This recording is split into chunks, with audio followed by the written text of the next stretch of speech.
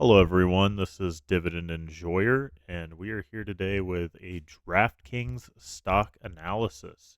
Before we get started, I will ask that you hit that subscribe button, hit the like button, and comment. It really helps the channel out to grow.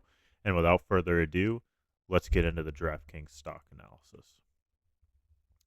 Start with online gambling legalization to kind of give you a background on DraftKings in case you aren't aware.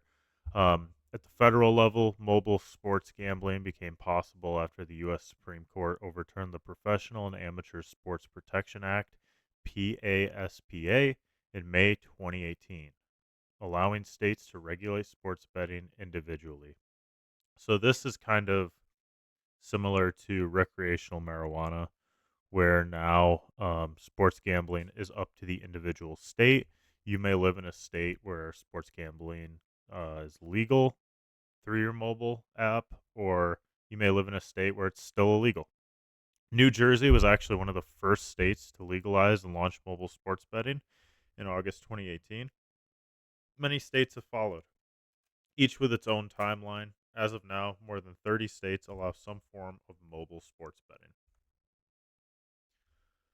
Now let's talk about some of DraftKings' main competitors in this space. So FanDuel is the biggest competitor in the online mobile casino space, and they hold 35% of the market share. They also have physical buildings, and I believe they're based in Europe, but I could be wrong. I haven't researched them as extensively. Um, I know MGM has the advantage of much higher assets and physical locations. Um, in case the online gambling side isn't doing as well. Caesars 6%, but as we can see here, most of the other competitors are not just exclusively online, and I think that's a really interesting kind of thing that sets DraftKings apart. Is that you're not having to also pay for the physical casinos if you don't want. This is one of the only stocks that's public that allows you to also have, um, just the online component, not both of them. You kind of just get the one thing. If you think online gambling is going to do better than Vegas and have more growth than Vegas, DraftKings is probably the right stock for you in that space. Next, DraftKings is growing at a healthy rate. Um, Sales revenue is up 63.6% year over year. Net income for this year was negative 802 million. This was 41.79% better than last year. That's because they're putting so much money into R&D and they're just trying to grow.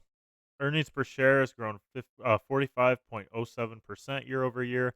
And according to the Wall Street Journal, the average analyst consensus price target for next year is $52.02. So in 1 year, um, this amount is what the high analyst is saying, like the one who's the most bullish on it. This is what the person who's the lowest is, the one analyst who's recommending to sell. And then this is the median, and this is the average. So do with that as you will. Debt and dividend information. As of September 2024, DraftKings had $1.34 billion in total debt. DraftKings also does not pay a dividend because they are still a growing company and it would not make sense for them to pay a dividend yet. One thing I also want to say about DraftKings that isn't included in the slideshow, but I just think it's important for you to know as an investor, the majority of the shares are held by insiders, so they get to make the majority decisions. And this is important because it means that uh, if you're investing in this stock, you don't have any say in compensation, um, really any voting rights. You're not going to be able to decide anything. But I think there are pros and cons with this. And I think the cons are obviously that, the board of directors could just take all of the money from everyone else or make all the decisions and you don't have the power in that.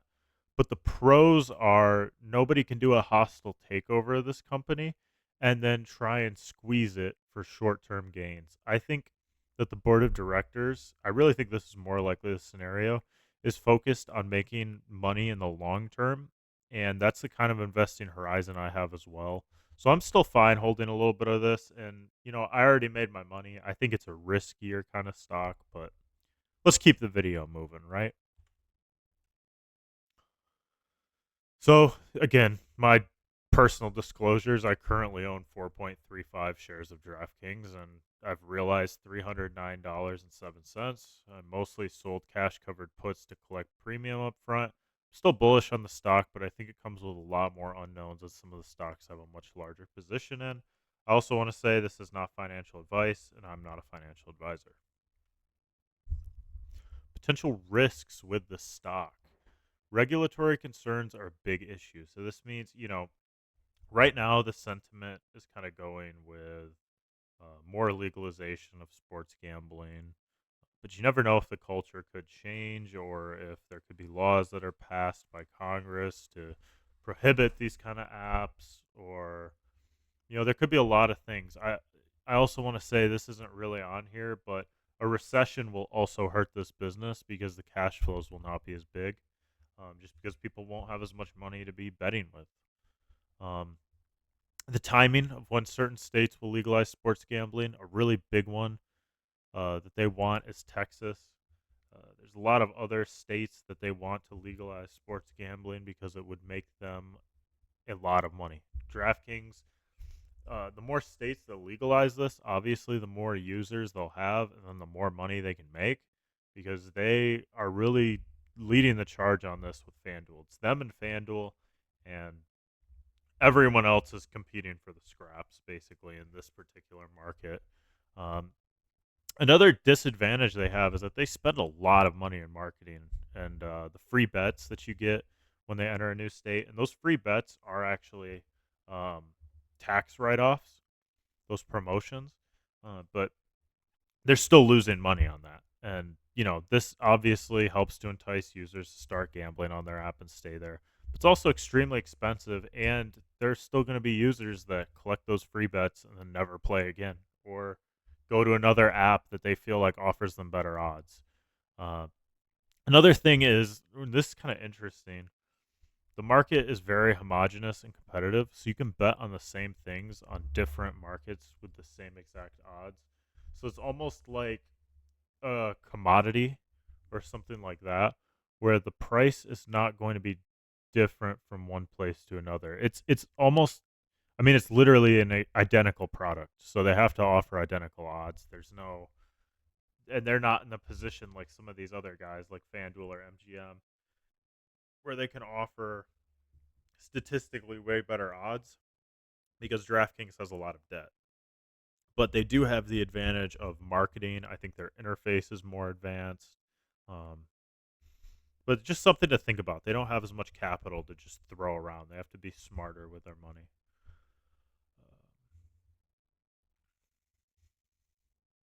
Potential upsides of DraftKings. DraftKings spends a lot of money on R&D and researching how they can make their customers spend as much money on wagers as possible. In their 10K, they talk about hiring psychologists to study human behavior and optimizing the layout of the app to expose users to events they're most likely to bet on.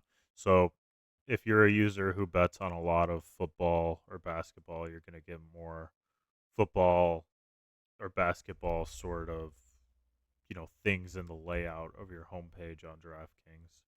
Um, they're also stingier with their bonuses depending on how often their users have made a bet and the sizing.